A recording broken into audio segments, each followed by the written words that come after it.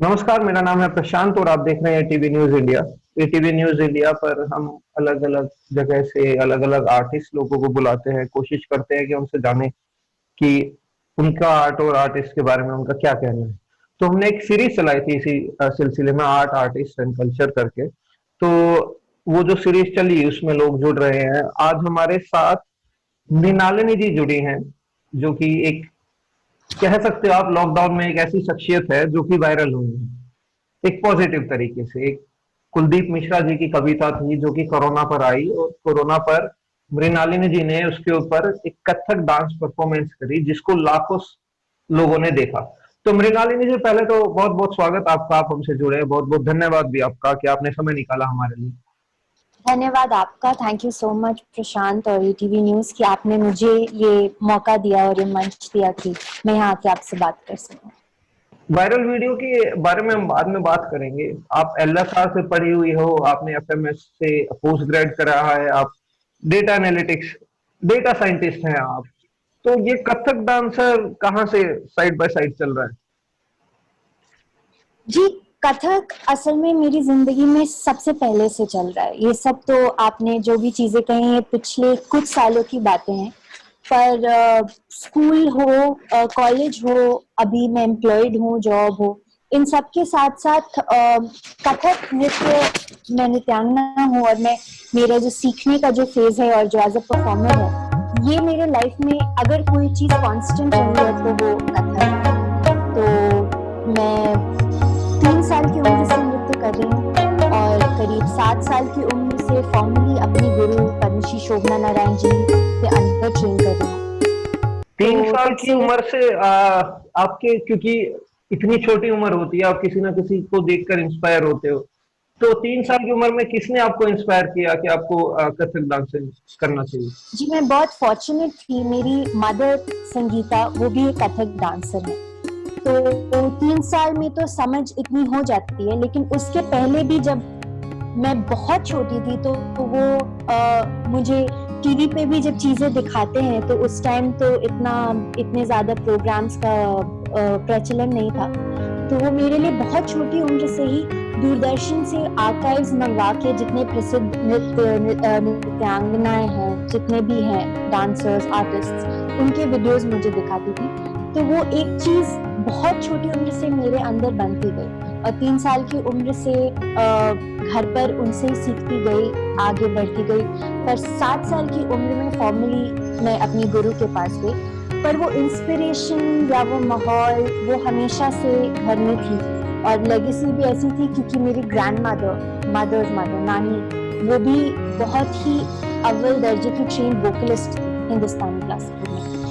तो इसीलिए मेरे ख्याल से वो माहौल मुझे हमेशा मिला और वो इंस्पिरेशन हमेशा मिलती है। मृणालिनी जी, देखिए 7 साल की उम्र भी देखा जाए तो इतनी बड़ी नहीं होती है जब आप ये डिसाइड करें, ठीक है, कि अब मैं प्रोफेशनली भी कथक को चुनना चाहती हूँ। तो वो जी, आपको कब लगा, किस दौरान आपको लगा कि अच्छा ठीक है, अब मैं ये प्रोफेशनली इसको मैं आगे गो हेड करना चाहती हूँ? ऐसा प्रोफेशनली कभी नहीं सोचा था। बिल्कुल सही बात है। ऐसा नहीं कि बचपन से पता था कि ओ डांस सीखेंगे तो डांसर बनेंगे और कुछ मुकाम पे पहुंचेंगे। उस उम्र में इतनी समझ नहीं होती। सिर्फ ये जरूरी होता है कि आप कुछ सीख रहे हैं। एक डिसिप्लिन एंगल बहुत प्रोमिनेंट हो जाता है जिंदगी में, क्लास जाना, गुरु शिष्य परंपरा में बन के रहना, और वो सिलसिला कंटिन्यू होता चला गया। ऐसे कभी कोई चीज नहीं हुई, ऐसा कोई टाइम नहीं आया मेरी जिंदगी में, टचवुड, जब मैंने छोड़ा हो या मुझे छोड़ने दिया भी गया हो या फिर मतलब ऐसा कभी हुआ नहीं। और वो बहुत साल तो सीखा है, जैसे कि किसी भी क्लासिकल फॉर्म में होता है, उसके जो रिटर्न्स होते हैं वो चुटकी में नहीं आते। आप बहुत सालों का अध्ययन करते हैं तब जाके आप उस काबिल हो पाते कि आप स्टेज पर उतर सकें या ऑडियंस के सामने परफॉर्म कर सकें। तो धीरे धीरे जब 15-16 की उम्र से फॉर्मली परफॉर्म करना शुरू किया, प्रोफेशनली अपनी गुरु के साथ ट्रूप में ट्रैवल करना शुरू किया, अपने एक दो छोटे स्तर पे सोलो परफॉर्मेंसेस शुरू किए, तो उसके बाद फिर वो एहसास फिर उसके बाद आता है कि अच्छा ये चीज ऐसे प्रोफेशनली है, ये अपने आप में एक वर्क कल्चर इसका अलग है। और मेरे लिए वो कॉन्शियस डिसीजन तब भी नहीं था, क्योंकि मुझे बहुत पसंद है और मैं मेरी अंतरात्मा से बहुत जुड़ी हुई हूँ कथक नृत्य से और संगीत से और साहित्यिक चीजों से। मृणालिनी जी, जैसा आप बता रहे हो कि आप बहुत अध्ययन के बाद आपको समझ आता है कि डांस जी कैसे होता है। तो जी अब मुझे ये बताइए कि जैसे कि आजकल की जो हमारा जो यूथ है वो बीट बॉक्सिंग या हिप हॉप डांस का, हिप हॉप का कल्चर है, तो उस बीच में आप कथक डांसिंग को कितना महत्व समझती है, कि कितना महत्व है, या कोई भी क्लासिकल डांस का आप बात कर सकते हैं? मेरे ख्याल से मतलब किसी दूसरे फॉर्म के अगेंस्ट नहीं बोलूंगी, पर मेरे ख्याल से कोई भी क्लासिकल आर्ट हो, कुछ भी हो, चाहे नृत्य हो संगीत हो, उसका महत्व मेरे कहने ना कहने से नहीं ना बनेगा ना बिगड़ेगा। आप समझिए कि कथक नृत्य ऐसी चीज है जिसका पहला रिकॉर्डेड प्रूफ हमारी हिस्ट्री में 3rd सेंचुरी बीसी का है, एक प्राकृत इंस्क्रिप्शन पे मिला है। तो जो चीज इतने हजार सालों से हमारे संस्कृति से, हमारे लाइफस्टाइल से जुड़ी है कि आज 2020 में लॉकडाउन के बीच भी हम उसके बारे में बात कर रहे हैं, तो उसमें कुछ ना कुछ बात होगी कि वो इतने सालों तक कंटिन्यू हुआ। और क्योंकि कोई भी क्लासिकल फॉर्म और नृत्य, और मैं कथक की बात करूंगी क्योंकि मैं कथक डांसर हूँ, वो इतना कोडिफाइड है और इतना एक साइंस की तरह है वो। बिल्कुल जब आप नाट्य शास्त्र पढ़ेंगे, जो हमारा शास्त्र है, उसमें आपको ऐसे रेफरेंसेस मिलेंगे और पूरी विधि विधान उसमें लिखा हुआ है। तो वो एक तरह से एक साइंस है जो कि इवॉल्व होता गया थ्रू द टाइम्स। उसको हम किसी पॉपुलर कल्चर वाली चीज से कंपेयर नहीं कर सकते। नॉट बिकॉज जो पॉपुलर कल्चर वाली चीज है वो खराब है या उसमें उतना वो नहीं है, उसकी अपनी टाइम साइकिल होगी, अपनी लाइफ साइकिल होगी, वो अपने टाइम से मेच्योर होगा। जैसे कि बहुत कम लोग जानते हैं कि हिप हॉप हम करते हैं या हिप हॉप की बात करते हैं या जैज डांस फॉर्म है, इसकी अपनी एक हिस्ट्री है। जब अमेरिकन रेवोल्यूशन के और आगे, अमेरिकन रेवोल्यूशन ही, जब स्लेवरी अबॉलिशन के आसपास, जब आर्टिस्ट स्ट्रीट्स पे होते थे और स्ट्रीट म्यूजिक जब इवॉल्व हुआ, तो उसी म्यूजिक के साथ लोग ने जब फ्री स्टाइल डांसिंग शुरू की, तो उसकी भी अपनी एक हिस्ट्री है, इसकी भी अपनी एक हिस्ट्री है। कुछ चीजें थोड़ी ज्यादा रेलेवेंट हमें कभी किसी कारण से लगती हैं, पर definitely classical arts, Indian classical arts की जब मैं बात करूं तो वो अनपैरेलल्ड है। जो भी और डांस फॉर्म है आप देखेंगे वो कहीं ना कहीं क्लासिकल फॉर्म से डिराइव्ड है। फ्री स्टाइल हो, कंटेम्प्रेरी हो, कहीं ना कोई अंग उसका डिराइव्ड होगा। जो पॉपुलर डांसर्स हैं उन्होंने कहीं ना कहीं सीखा हुआ होगा अपने बचपन में क्लासिकल फॉर्म। तो उसमें कथक कहाँ स्टैंड करता है, ये मुझे, जैसे मैंने बताया, कि बताने की जरूरत नहीं है, क्योंकि स्टैंड कर रहा है क्योंकि ऐसा माना जाता है कि क्लासिकल सिंगर्स या क्लासिकल सॉन्ग्स होते हैं, क्लासिकल डांस होता है, वो एक पर्टिकुलर क्लास को ही पसंद आता है, वो सबको पसंद नहीं आ सकता। तो ऐसा आपका इसमें क्या कहना है? क्लास मतलब उम्र की बात कर रहे हैं आप नहीं, या उम्र क्लास? नहीं, एलीट क्लास, जैसे कि जो क्लासिकल सॉन्ग्स होते हैं, क्लासिकल डांस होता है, जी वो कुछ जी, लोग ही मेरे पसंद मेरे करते हैं, वो बाकी जो, मैं फिर से यूथ पर आ जाता हूँ शायद, आजकल का यूथ जी, क्लासिकल म्यूजिक या क्लासिकल डांसर्स को उतना पसंद नहीं करता, वो बोलते हैं कि हम बोर हो रहे हैं। तो इसमें आपका क्या जी। कहना है? पहली बात तो मुझे लगता है कि ये मिसनोमर है, ऐसा है नहीं, क्योंकि मैं भी आजकल की यूथ हूँ। आज मैं एज इन अ प्रोफेशनल नहीं, कैपेसिटी बात मैं कर रही हूँ। आपको बुजुर्ग नहीं बता रहा हूँ, मैं आपसे नहीं नहीं जानना नहीं, चाह रहा हूँ। मैं अपने आपके क्वेश्चन को आंसर कर जी रही हूँ। जी। तो अभी अभी हम 2020 में बात कर रहे हैं। मैं भी कभी 20 साल की थी, कभी 16 की थी, कभी 12 की थी, तो वो साइकिल मैंने भी देखा है। और मेरे साथ मेरे उम्र के, मुझसे छोटे, मुझसे बड़े ऐसे क्लासिकल आर्टिस्ट हैं जो कि बहुत आगे तक पहुंचे हैं, जो भी मेरे बैकग्राउंड से हैं, मेरी उम्र के हैं, मुझसे छोटे भी हैं। तो मुझे लगता है कि ऐसा लोगों को जितना है नहीं, उससे ज्यादा लगता है कि ये पॉपुलर नहीं है, जबकि हर जगह इसकी अडेप्टेबिलिटी इतनी ज्यादा है कि ये चर्चा में आता है, लोग इसके बारे में इंक्विजिटिव हैं। जहां तक क्लास की बात जो आपने कही, इसमें भी इसका भी कारण है। हिस्टोरिकली जब आप देखेंगे, पहले सिर्फ जो भी पेट्रनेज, क्लासिकल आर्ट्स क्या है, पेट्रनेज से चलती है। तो एक सर्टेन क्लास ही उसको पेट्रोनेज दे पाती थी, इन द सेंस दैट वो ऑडियंस ही लिमिट हो गया था, चाहे वो आपके प्रीस्ट्स हों जो कि टेम्पल के बड़े प्रीस्ट्स होंगे जहाँ की सोसाइटी के कुछ लोग अलाउड नहीं होंगे, या वो किसी राजा के दरबार में हो रहा है तो वहाँ कॉमन मैन वैसे ही एलिमिनेट हो गया। तो वो वैसे चलते चलते एक तरह से इंक्लूसिविटी उसकी कम होती गई। पर ऐसा नहीं है कि आज के टाइम में, अगर हम प्रेजेंट टाइम की बात करें, तो कोई भी क्लास को ये फॉर्म एक्सक्लूड करता है। ये जरूर है कि आपको थोड़ा सा नुआंस्ड नॉलेज चाहिए क्लासिकल आर्ट का सेवन करने के लिए, क्योंकि क्लिष्ट नहीं है, पर थोड़ी एक समझ होती है म्यूजिक की और बीट की, उसको अप्रिशिएट करने के लिए, जो कि शायद कुछ लोगों में रहता है, तो परंपरागत तरीके से वो उनके बच्चों में आता है और वो वैसे लेगेसी की तरह पास ऑन होता रहता है। तो कोई बिल्कुल ही बाहर आउटसाइडर है तो उसके लिए शायद उसको वो एक्सपोजर ना हो, वो समझ ना हो, या वैसा बैकग्राउंड ना मिला हो। बट कोई भी आर्ट फॉर्म कभी किसी को एक्सक्लूड इन एसेंस करता नहीं है, ना कर सकता है। मृणालिनी जी, मुझे ये बताइए कि आप क्योंकि देश विदेश में परफॉर्मेंस देते रहे हैं, तो ऑडियंस आपको कहाँ की अच्छी लगती है, जिसको ज्यादा समझ है? ये एक्चुअली बहुत इंटरेस्टिंग क्वेश्चन है, क्योंकि मुझे याद है 2017 में मैं अपनी गुरु के साथ एक डांस टूर पे थी क्यूबा में, हवाना में, और वहां पे भी 2-3 जगहों पर हमने परफॉर्म किया, चिले में, डोमिनिकन रिपब्लिक में। वहां प्राइमरीली ऑडियंस जो है वो स्पेनिश स्पीकिंग है, वो स्पेनिश बोलते हैं, तो हिंदी तो नहीं आती उनको, पर अंग्रेजी भी उनकी थोड़ी कमजोर है क्योंकि प्राइमरी लैंग्वेज वहाँ स्पेनियल है। पर उससे ज्यादा सेंसिटिव ऑडियंस मैंने पूरी दुनिया में कहीं नहीं देखी। समझ कितनी है लोगों को ये तो कहना, मतलब भारत में ही है शायद लोगों को ज्यादा समझ, क्योंकि जो हमारा प्राइमरी कम्युनिकेशन है, जो हम जिस चीजों पे परफॉर्म करते हैं, वो ज्यादातर हिंदी या संस्कृत होता है, जिस तरह से वो बनाया है, तो वो शायद ऑडियंस को समझ आएगा ज्यादा, इंडियन ऑडियंसेस को। लेकिन बाहर के जो देश हैं, वहां पे जो रिस्पेक्ट है क्लासिकल आर्ट की, वो मुझे ऐसा लगता है, ये मेरा पर्सनल एक्सपीरियंस है, इंडिया में नहीं है। यहाँ पे आप क्लासिकल आर्टिस्ट परफॉर्म कर रहा होगा, आप यदि समझ रहे हैं या नहीं समझ रहे हैं, हो सकता है आप गुजर जाए, बट वहां पे बहुत ज्यादा रेवरेंस है, और जिस तरह का लोग अगर कहानी नहीं भी समझ पा रहे हैं तो उस चीज को बहुत ज्यादा एक पेडेस्टल पे रखते हैं और बहुत सम्मान देते हैं।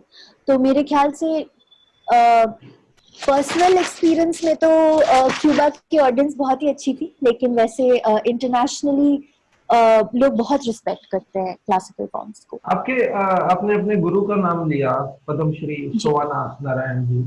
एक जी गुरु शिष्य का रिलेशन बड़ा ही नायाब होता है, जो मेरा मानना है, जी क्योंकि मैं भी मानता हूँ कि गुरु से लेके परंपरा इस देश में बनी रहनी चाहिए, ये मेरा व्यक्तिगत मानना है। आपको क्या लगता है कि जो आपके गुरु हैं, पद्मश्री हैं, तो आप भी खुद को कभी देखते हैं कि आपको भी पद्मश्री मिले और आपको उतना सम्मान मिले जितना आपको गुरु को मिलता है? ऐसे सोचा तो नहीं, क्योंकि वो जितना कि उनके साथ, उनके नाम के साथ पद्मश्री जुड़ा है, या जितने उनके अलग अवार्ड्स हैं, वो संगीत नाटक अकादमी अवार्ड ही हैं। भारत में अभी कथक के उसमें सबसे बड़ा नाम उनका है उनके जेनरेशन में। तो वो जो हस्ती है या उनकी उनकी जो जर्नी है, उसका अगर हम 10% भी ले लें तो हम शायद बहुत आगे पहुंच जाएंगे। तो उस तरह से कभी खुद को कंपेयर भी नहीं कहूंगी। मेरे ख्याल से यही गुरु शिष्य परंपरा की ब्यूटी है कि आप के लिए वो एक डेडलाइन नहीं है, या वो गोल सेटिंग गुरु नहीं है कि ये उनकी जर्नी है तो वहां खत्म, मुझे ये बनना है। गुरु आपको एज एन इंडिविजुअल नर्चर करता है कि मृणालिनी एज अ मृणालिनी कुछ बन के तैयार हो। Not Mrinalini should be somebody else, but Mrinalini should be Mrinalini, and she should be known for herself. देखिए, आजकल मृणालिनी जी, एक कहावत चल रही है कि गुरु आपको मिल जाते हैं, आपको चेले आसानी से नहीं मिलते, अच्छे चेले। पर आपके गुरु क्योंकि पद्मश्री है, तो मैं जानना चाहता हूँ, आप उनके बारे में भी हमें थोड़ा सा बताइए। बिल्कुल। मैं उनके पास आई जब मैं बहुत छोटी थी, और उनको उसके पहले टीवी पर ही देखा था, क्योंकि उतनी बड़ी हस्ती से खुद पास जाके बात करना भी बहुत बड़ी बात थी। पर ऐसी ऐसी किस्मत रही मेरी, और मेरे पेरेंट्स ने बहुत स्ट्राइव किया कि वो ऐसी जगह पर पोस्टेड हो, ऐसा वो करे, ऐसा एनेबलिंग एनवायरनमेंट बनाए मेरे लिए कि मैं कथक नृत्य की शिक्षा उनसे ही प्राप्त कर सकूं।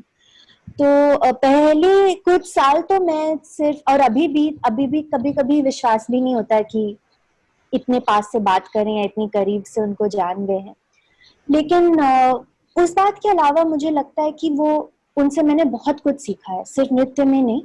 बहुत सेंसिटिविटी सीखी है, बहुत ज़्यादा जो आउटलुक है चीज़ों की तरफ वो बदल गया है। जिस तरह से मेरी गुरु हैं, वो सिर्फ ट्रेडिशनल पीसेस तो करती हैं, ट्रेडिशनल पीसेस के ऊपर ऐसी ऐसी चीज़ों को भी अपने नृत्य में इंक्लूड करती हैं जो कि अभी रेलेवेंट हो। कितना कुछ उन्होंने विमेन पे किया है, जेंडर पैरिटी पे किया है, एनवायरनमेंट पे किया है।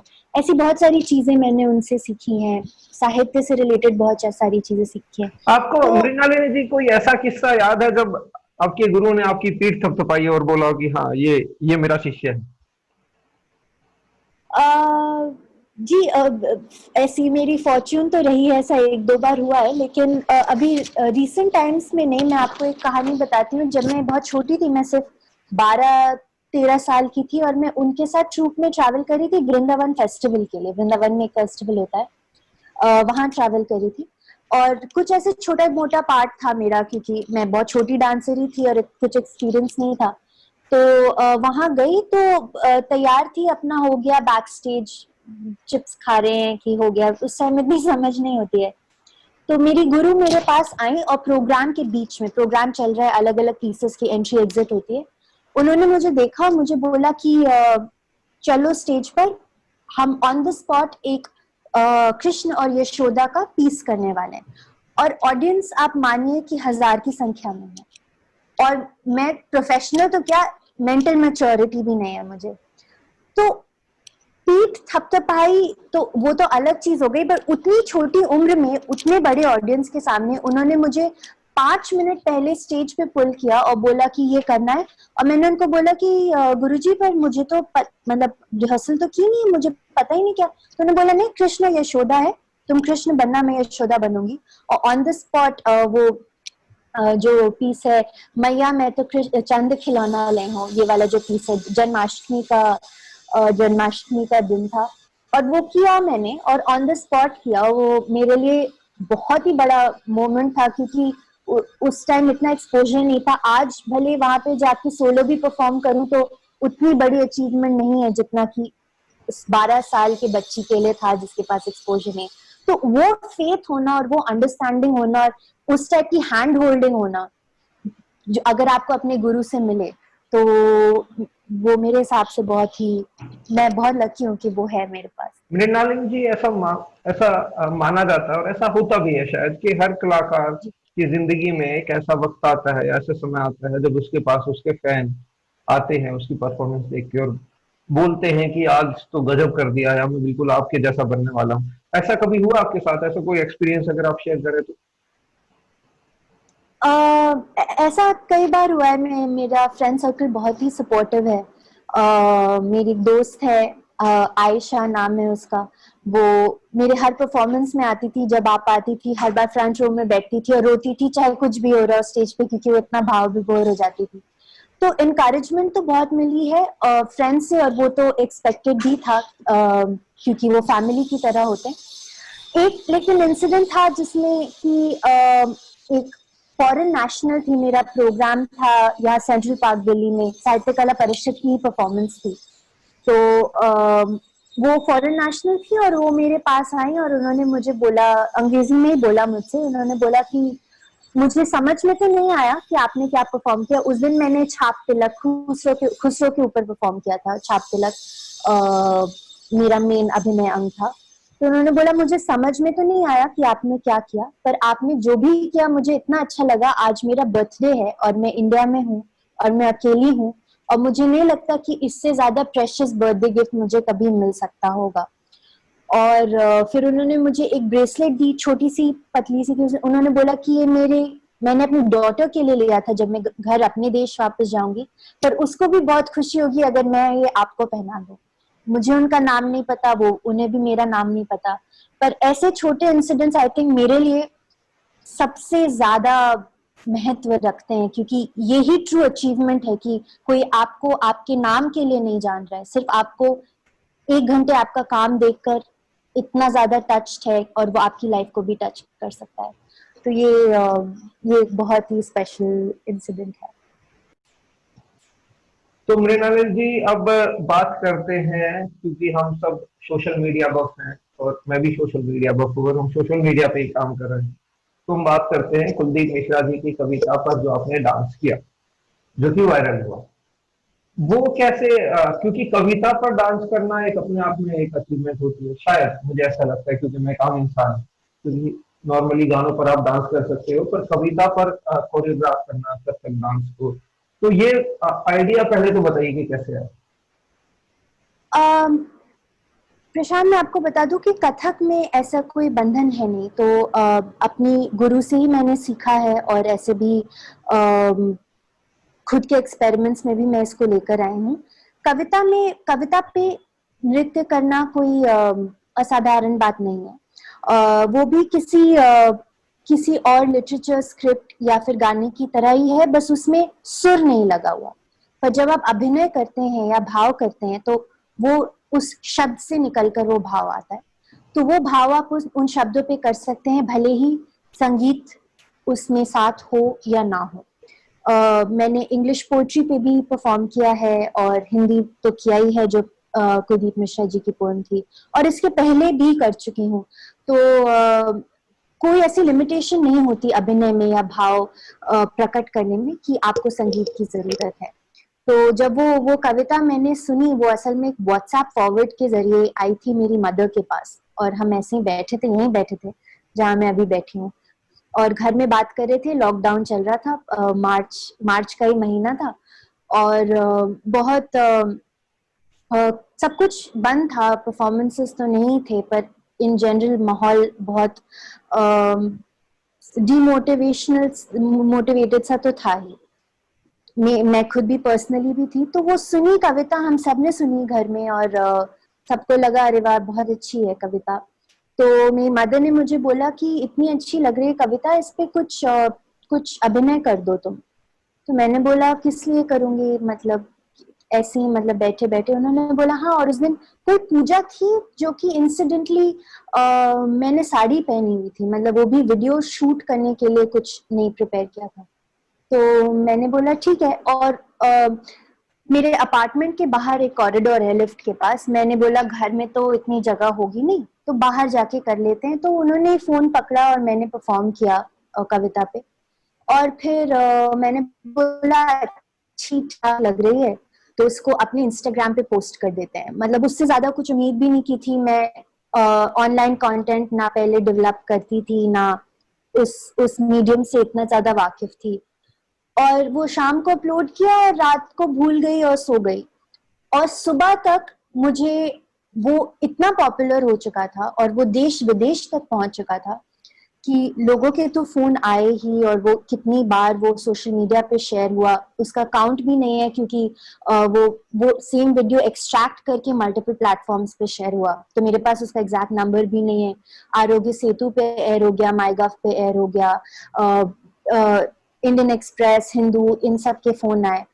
तो उसकी ब्यूटी यही है कि मैं ना कुलदीप मिश्रा जी को जानती थी, ना मैंने सोचा था कि कुछ ऐसा करते हैं जो वायरल होगा, ना मुझे कोई एक्सपीरियंस था ऐसे सोशल मीडिया पे कंटेंट डेवलप करने का। तो वो बस अपने आप वो सिलसिला बनता चला गया और बहुत ही अच्छा बन गया। बहुत ही लकी थी मैं। और तो उस टाइम देखिए, सोशल मीडिया का किसी को लोग बोलते हैं कि अच्छा नहीं है, आपको फायदा हुआ है। तो सोशल मीडिया पे जब ये वीडियो वायरल हुआ, तो उसके बाद से आपको इस तरीके की परफॉर्मेंस के और फोन आए हैं या डिमांड्स आई, किसी ने बोला हो? जी जी जी आए, पर मैं असल में मैं उस समय, मतलब एक तो माहौल भी ऐसा था, ऑफ कोर्स आए, सबको ऐसा लगा जो मुझे नहीं जानते थे, उन्हें लगा कि ये वीडियो क्रिएटर है, ये कंटेंट क्रिएटर है। तो एक दो कॉन्ट्रैक्ट्स था, एक दो कॉन्ट्रैक्ट्स से छूट भी गए, क्योंकि मैंने बोला कि ये तो ये तो बाय चांस मैंने कर दिया, मेरे पास ऐसे कोई प्रोफेशनल ना कैमरा क्रू है ना एडिटर्स हैं, कुछ भी नहीं है। तो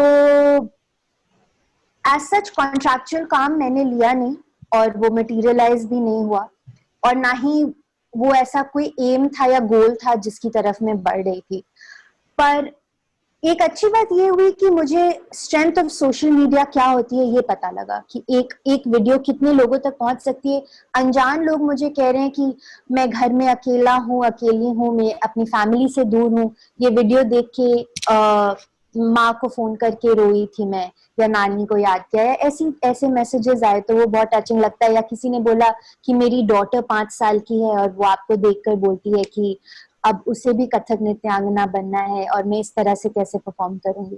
तो ये मेरे पर्सनल विन्स थे। बट एक टैंजिबल विन ये था कि उसके बाद ऐसा सिलसिला बन गया कि मैंने 1-2 ऐसे और वीडियोस में डेवलप कर पाई जो कि और लोगों तक पहुंचा, जो कि सिर्फ एस्थेटिक वैल्यू नहीं था, जिसमें कुछ उसका मीनिंग था। जैसे कि गुलजार साहब के पेज पर वो, मतलब मैंने उनसे भी बात की और उन्होंने खुद मुझे फोन किया, और वो जो उनकी माइग्रेंट लेबर पे जो कविता थी उस पे मैंने सिर्फ मेरा फेशियल शॉट था, कथक में सिर्फ अभिनय था, वो किया, वो भी हजारों लाखों लोगों ने देखा। तो मेरे लिए यही छोटे लैंडमार्क्स बहुत ही बड़े पर्सनल विंस थे। और देखिए, हर एक आर्टिस्ट का एक विजन होता है। आप जी, क्योंकि डेटा साइंटिस्ट है, आपको साहित्य कला परिषद अवार्ड मिल चुका है, तो अभी आपका विजन क्या रहेगा? लॉकडाउन धीरे धीरे खुल रहा है, तो अभी आप क्या सोच रहे हैं कि आने वाले समय में आप क्या करने वाले हैं? आने वाले समय में मतलब डांस तो है ही, बहुत एक इंट्रिंसिक पार्ट है मेरी जिंदगी का। तो मैं एक चीज और मैं जानना चाहता, आप ये डांस पर्सनली करते हैं क्योंकि आपको शांति मिलती है, बोलते हैं किसी की हॉबी होती है और उससे उसको शांति मिलती है, या आप इसको प्रोफेशनली भी आगे करना चाहते हैं? मैं करंटली प्रोफेशनली भी करती हूँ, मतलब आप डांस मुझे करना। आप डेटा साइंटिस्ट भी हैं, तो मैं इसलिए बार बार ये सवाल, ये थोड़ा क्लियर हो जाए। जी जी जी जी जी। तो मेरा ऑफिस होता है 8 घंटे का। एग्जैक्टली, मैं यही उसके जानना चाहता हूँ, आप फिर प्रैक्टिस कब करते हैं और परफॉर्मेंस कब करते हैं? तो दिन में 24 घंटे होते हैं, उसमें से 8 घंटे का ऑफिस होता है, बाकी 16 घंटे डांस और अदर अदर चीजों के लिए होता है, बाकी चीजों के लिए होता है।